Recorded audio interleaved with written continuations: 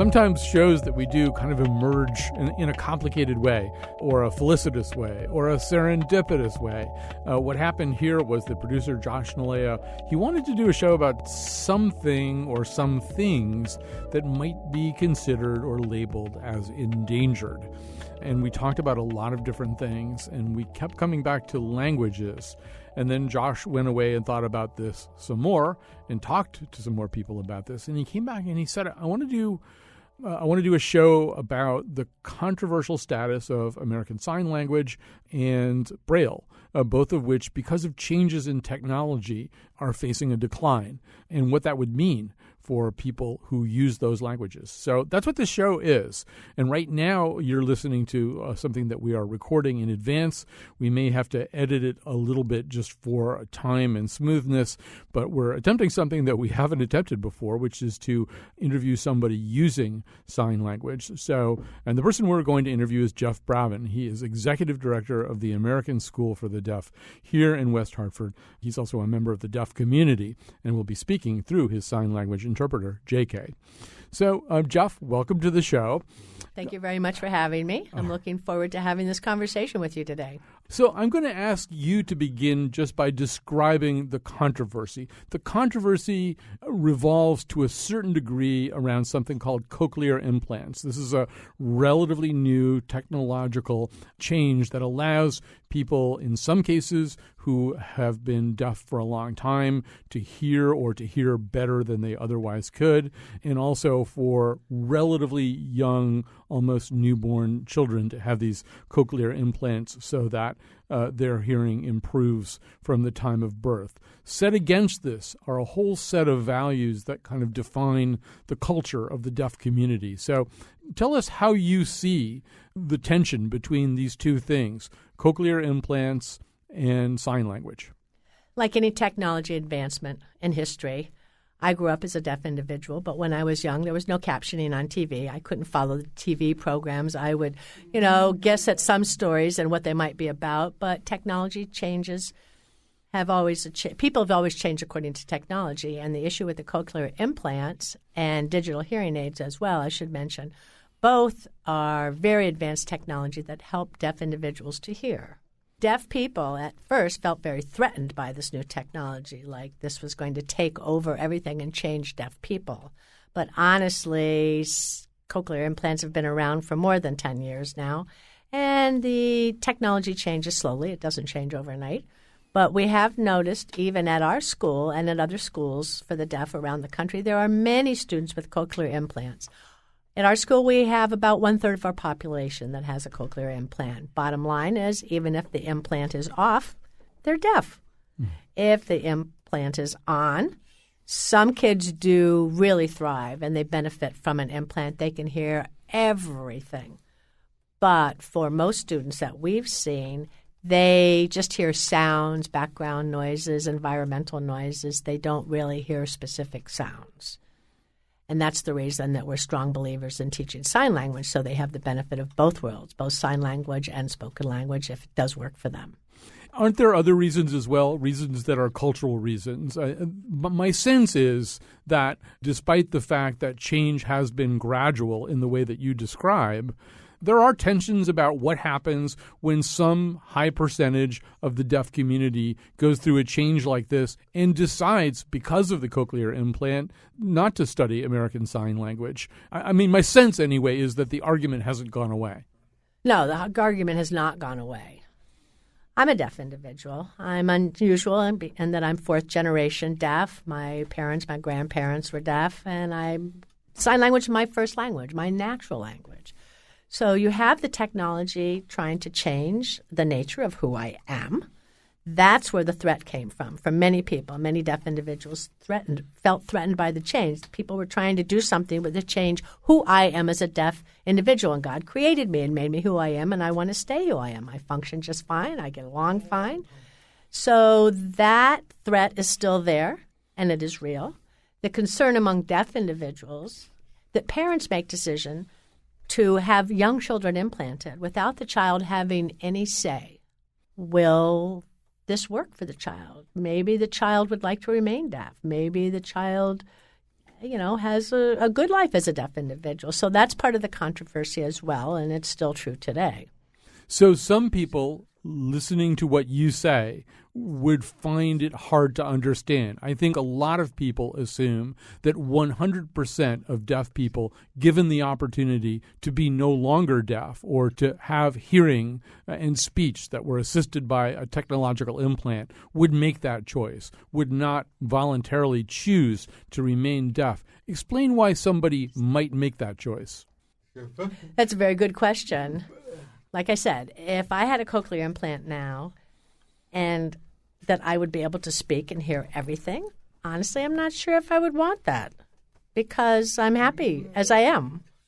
So it's hard to really answer your question, but parents, if they have a baby and they find out the child's deaf, 95% of deaf children are born to hearing parents.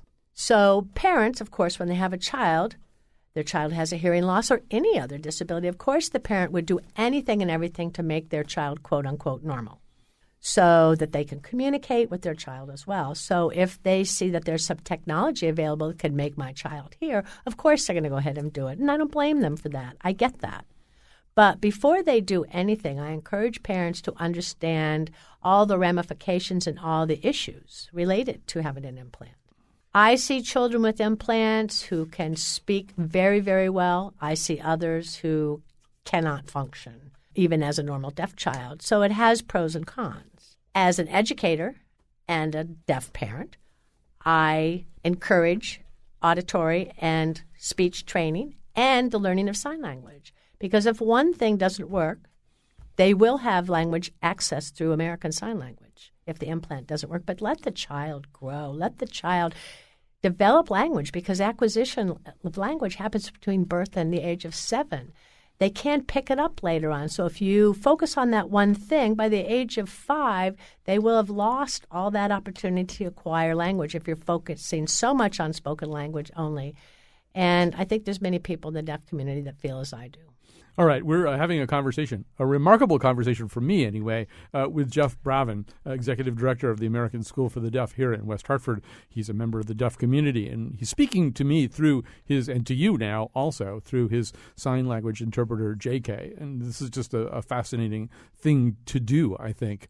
This seems like a new argument, but in some ways, isn't it kind of an old argument? There's been a long-standing argument within the deaf community, sometimes referred to as the difference between oralism or autism versus manualism. This goes back to at least to Alexander Graham Bell, and you can see it in the play Children of a Lesser God, too. The question of should deaf children learn lip reading and speech and essentially mimic the behaviors of the hearing community, or should they have what is essentially their own language? It's been an argument for many, many years, and it's still an argument today. In Connecticut, there are some schools that believe sign language is the best way of communicating for deaf children. There are some that believe an oral method is the best way. And really, right or wrong, people have a choice. People have a choice which gas station they stop at. But over the years, people who strongly believe in cochlear implants and digital hearing aids, they've had a strong influence. If you speak every day, the child will pick up language and be able to hear and be able to speak well. And honestly, I've seen evidence where some children do succeed in that, and I've seen evidence of many children failing as well. Because our average age of a student coming to our school is the age of 14. 14 years of age and failing out of the public school of no language before people finally realize we have to send them to another school, a different place, and that's wrong. Research has already proven, especially with the Visual Language Visual Learning VL2 research sponsored by the National Science Foundation at Gallaudet University, they're doing brain imaging. And it proves that children acquire language visually, and bilingual students outperform monolingual students. The research is there. And also they have found that children who learn sign language will not in a negative way impact their ability to learn or speak. So my question is, why have students or children being trapped in a situation where they may or may not learn? Why not give them everything, access to everything, early language acquisition, so that they can become a normal child? And then one day they'll have a choice. I mean, as people, any person chooses a path that they want to conduct their life along. So one of the problems with the gas station metaphor could be if 19 people went to one gas station and one person went to another, after a while, that other gas station would die out. It wouldn't have enough customers. And I would think one worry would be that American Sign Language needs a kind of critical mass of people doing it for it to be effective, and also for there to be the incentive to offer it as an accommodation. For example, in some of the public appearances that I do, I have Les Warren or some other wonderful signer from the community here signing for me because it's understood. That's a necessity. There are enough people who use sign language so that it's important that they be communicated with that way. But if that number gets smaller, if it gets narrower, I would assume there'd be some nervousness about what happens if fewer people start to use ASL. I think it depends on the community that you live in. If you live in Maryland, D.C., or Virginia, the community is quite large. The concept of a signing community shrinking is almost impossible, but Vermont, Maine, a place like that, some rural isolated areas, the deaf community has dwindled in numbers, and it's sad to see that happen. Here in Hartford, the community has been pretty stable. Our number of students has remained stable, and I think it depends on where you live. But people are moving where there are more signing people. They're moving to communities that have more deaf people. I don't want to say that ASL is in a decline. The number of deaf and hard of hearing persons in America has gone up. If American Sign Language still is the third most used language in the United States, even in the state of Connecticut, this year I believe there were 3 public high schools that are starting to offer American Sign Language as a World Sign Language. And next year I think there's going to be 8 that will be joining the bandwagon because, in fact, there's a growth of requests for American Sign Language in this state. And there's plenty of jobs for people that know sign language out there, interpreters, educators. There are people that can help if they know sign language. And I'm not sure if American Sign Language itself is really dwindling. It just depends on where the community is. I think more and more people are moving to communities where there is a larger mass of deaf people.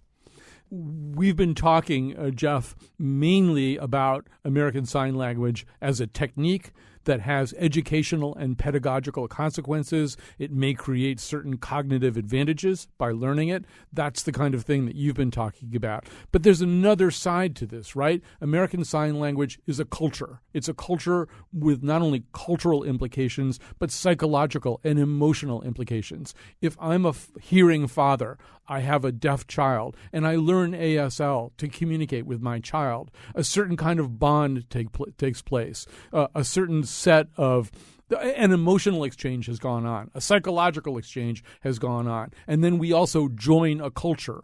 Not for nothing is there a play about this called Tribes.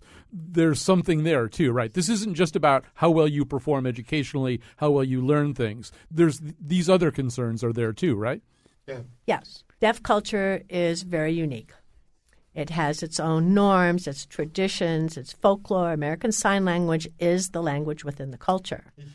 And it is the culture within a culture. But when people go out, it's like you are normal. I call deafness the invisible disability because if I passed by somebody in a mall, nobody would know that I was a deaf person. And I hate using the word disability. I have my own stories. I have my own jokes, as do other deaf people. We have our own ways of seeing things. We have things that hearing people view as possibly wrong. We need to change their perception. Sometimes we make jokes out of that, so that's all part of the culture. But when a child is born and deaf, for a parent to understand what the child's going through, it's best for the parent to be in the culture. And that way they can appreciate the life of a deaf individual as well. Technology is moving very fast. We've talked about cochlear implants. You've made reference to digital hearing aids.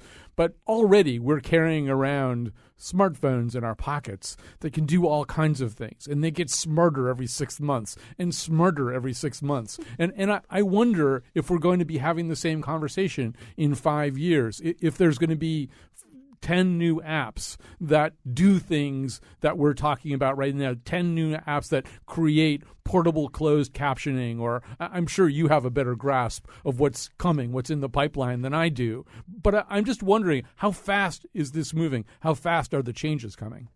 It's moving faster than almost light speed, honestly. Every single solitary day, there's something that's coming up for deaf people.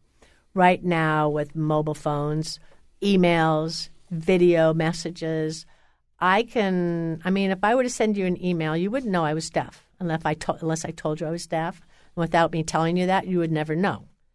10 years ago, there was no way, that you would have missed that. But with video relay, with interpreter services, I can make calls to you through an interpreter. The interpreter is probably from Texas or somewhere, but I'm using my mobile phone. I can sign to the interpreter who's in Texas or wherever the person's located, and that person calls you and speaks to you, and they sign back to me, and I can do that right on my smartphone. The new things coming up is the virtual reality. They're glasses, and you're in the same room as the hearing person, and you can have a conversation with that person. And the interpreter is somewhere out in the world. You don't know where they are, but it's going to feel like a normal conversation like we're having right this minute. This interpreter doesn't even exist. That's what virtual reality is going to do next. And in fact, in a research lab, they were just talking about that there's a virtual reality where you can have a hearing person holding a baby, and the hearing person will know that the baby's crying through the virtual reality, and the virtual reality will be able to teach a person through the computer to sign back to that baby to help the baby understand so the baby will calm down. Oh, my God. I would never have ever thought about this 5 or 10 years ago. What's it going to look like in the next 5 or 10 years? They say we're going to have holograms, and they will be our interpreters. It'd be nice to have a lot of different holograms all over the place floating around. I don't know what it's going to be like, but that's what they're telling me it's going to be like. All right, I can tell from your body language that this is, on the one hand, thrilling and exciting for you, but probably not a replacement, once again, for American Sign Language. And I'll just add to that, this is now the longest conversation I've ever had with anybody using American Sign Language. And there's a humanness, there's a humanity that's happening here because of your facial expressions, your body language, your occasional vocalizations. There's something happening right here between the two of us that can't probably be expressed digitally. At least I would think that you would think that. And based on what's happening here, I'm inclined to think that too. You're right. It's true. For me, facial expression is critical. Even though I have an interpreter here, I'm still looking at you as well because I want to see your expression. I want to see if you're getting what I'm really trying to say because it's a very complicated issue. For some people, it takes years and years and years for people to finally get it. For other people, they get it right off the bat, like you do. You get it. It's really fascinating to see where things are going to be going. And at this point, I'm very proud as a deaf person. I believe in educating deaf children. And for every baby that comes into our school, I make every effort to meet them, to introduce them to deaf culture and deafness because they are our future. And I tell people, since 1988, when Deaf President Now movement happened, there was probably only 10 deaf lawyers in the United States. Right now, there's over 300 deaf lawyers in the United States because opportunities have opened up for people. Doors have opened up, and there's more and more opportunities for deaf individuals. Some can hear well, some can speak well, some rely on their sign language, but the technological changes has made the world more accessible and more adaptable and accommodating.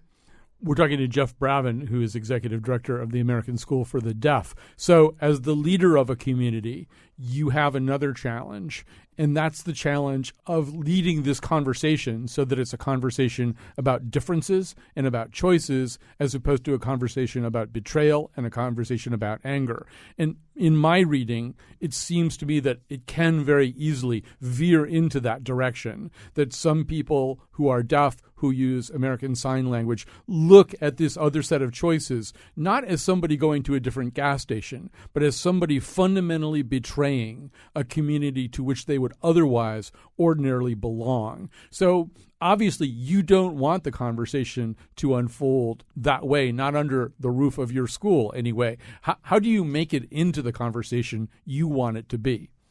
I think one of the issues, I just need to put this out there, 10 years ago, even when implants started, we never imagined that a deaf parent of a deaf child would actually give a deaf child a cochlear implant. We never thought of that. But it's happening today because parents see that their child can hear, even to some degree. Other deaf people view this as, you're doing that to a deaf child, and I can't imagine it. That's a whole nother conversation. But for me, it's about language. It's about access to communication, access to the ability to understand one another. I mean, I meet parents daily and children.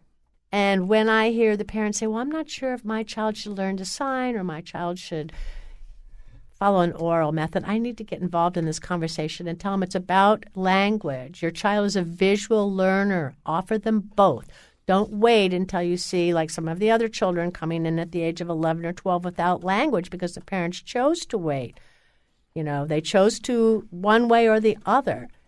You don't want them to look back with regrets, and that's what I try to emphasize to them. I guarantee them, I say, look at me. I signed naturally. I had my language foundation, and I started in a school for the deaf. And when I was a sophomore, I went to a public school. I was able to function there because I had that language foundation. So I say, let us be the experts. Let us provide the appropriate language foundation for your child. And this is what we'd like to do for every day. And that's going to continue to be my challenge for many years to come. So in a way, this gets back to the genesis of this show for Josh, which is looking at a language. I think for some people, looking in from the outside, American Sign Language seems at least half technique and half language. It's a technique that allows deaf people to speak. Whereas for you, and I think for deaf people, it's a language. Nobody in this day and age would suggest that Navajo shouldn't ever be learned by anybody. You know, I mean, there might have been a time 125 years ago where educators would be saying, no, those kids shouldn't learn their own Navajo language. That's not the language of the outside society, of the dominant society, so it should be driven out of them. It should be extirpated, and they should only learn English. I think we understand now that language is culture, culture is language, so that even if technology changes 10 years out from here, which it will, and even if the 12-year-old 10 years from now, holding some device in his or her hand that we can't even imagine, looks at us like, no, why would I bother to do such a thing? What you're saying is, no, language is culture, culture is language, American Sign Language is a language. It is a language, and I think it's going to be here for a very long time to come. Let me go back to the issue regarding bilingualism. Research has proven that being a bilingual person, the person is smarter. It could be French and English or Spanish and French, but once you're bilingual, you can learn more languages. I just went into your studio and I met a woman who knows sign language, and that was beautiful. Just being able to communicate with a person who just happens to know the other person's language. The woman in question, I believe, was Kyone Wolf. You're right. Yes. It was. So that then becomes a cultural exchange between the two of you. Right. Exactly. And she knew people. She knew people that I knew because the deaf community is so small. So it's a warm feeling just to have that happen. You're part of my community, and I'm glad that she took the sign language classes that she took. Do you think there's any of this that's generational? In other words, when I'm 61 years old. When I talk to a 12-year-old, there are all kinds of things that I either don't get or the 12-year-old thinks I don't get. And the 12-year-old is probably thinking, oh, this old man is clinging to a lot of things that are important to him. They were important to him 10, 15, 20 years ago. They're not so important now. It's just nostalgia that's driving him to ascribe importance to these things. Do you think is there any part of the conversation that we're having that could be looked at through that lens? We, as a school, have been here almost 200 years. We'll be celebrating our 200th anniversary actually next year, which is hard to believe. Is it generational?